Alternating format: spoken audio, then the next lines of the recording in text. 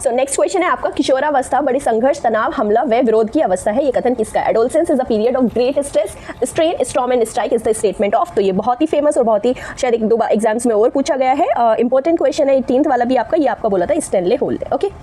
सो ये आ जाएगा option number 2।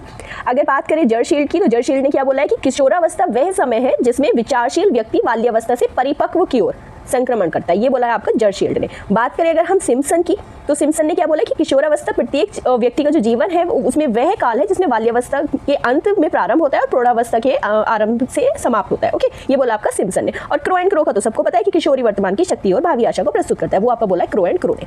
चलिए उसके बाद 19th क्वेश्चन है आपका, सूक्ष्म शिक्षण के भारतीय प्रतिमान में कुल कितना समय लगता है? Total time taken in the Indian model of micro teaching. Micro teaching के देखो 2 मॉडल्स है, तो उसमें जो हमारा इंडियन मॉडल है, अगर इंडियन मॉडल की हम बात करें तो स्टार्टिंग कैसे होती है हमारी, यहाँ से पूछा है कुल कितना, टोटल टाइम हमें बताना है। तो हमारा जो है, अगर हम बात करें शुरू में पाठ योजना की, ओके, पाठ योजना में हमारा कितना टाइम लगता है? 6 मिनट। उसके बाद हमारा जो टीचिंग है उसके लिए फिर से 6 मिनट, फिर उसके बाद जो आपका फीडबैक है उसके लिए फिर से 6 मिनट। अब फीडबैक मिल गया, अब पुनः योजना करनी है, उसके लिए फिर से 6 मिनट, फिर से आपको पुनः शिक्षण करना है 6 मिनट, फिर आपको फिर से पुनः फीडबैक चाहिए, रीफीडबैक, तो वो 6 मिनट। तो कितने हो जाते हैं आपके?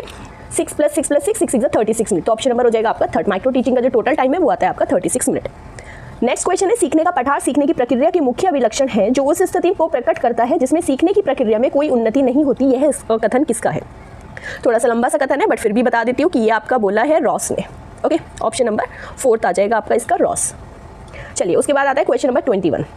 कॉलम ए कॉलम बी को मिलाना है हमें। अभी मैंने बताया था थोड़ी देर पहले जब बुक्स की बात चल रही थी, एनिमल इंटेलिजेंस, उसी में मैंने बताया था कि एनिमल इंटेलिजेंस दी थी आपकी थॉर्नडाइक ने, तो इसका हो जाएगा फर्स्ट। फिर उसके बाद आता है पुनर्बलन की अनुसूची, शेड्यूल ऑफ रीइंफोर्समेंट, वो उससे पहले भी मैंने आपको बताया था कि जो रीइंफोर्समेंट थे वो किसने दिए थे? आपकी स्किनर ने, तो उसके लिए आ जाएगा आपका 4th। फिर आता है आपका सारगर्भिता का नियम, लॉ ऑफ पैरगनेस, तो वो किसने दिया है? आपका गेस्टॉल्ट ने, उसके लिए आ जाएगा ऑप्शन लाइक फर्स्ट। एंड अनुकूलन की अगर बात करें, एडेप्टेशन, तो एडेप्टेशन की बात आपकी करिए पियाजे ने अपनी थ्योरी में, जिससे वो बताते हैं कि कैसे एडेप्टेशन हो जाता है चीज़ों का, तो इसके लिए आ जाएगा आपका एनिमल इंटेलिजेंस के लिए 3rd था, 3rd, 4th, 1st, 2nd, 3rd, 4th, 1st, 2nd, इसका ऑप्शन नंबर 1 हो जाएगा आपका करेक्ट, ओके। उसके बाद नेक्स्ट क्वेश्चन है आपका, विकास कभी ना समाप्त होने वाली प्रक्रिया है, development is never ending process. Like जो हमारा डेवलपमेंट है, ह्यूमन डेवलपमेंट है, वो कभी ना समाप्त होने वाली, कि वो डेवलपमेंट चलता रहता है।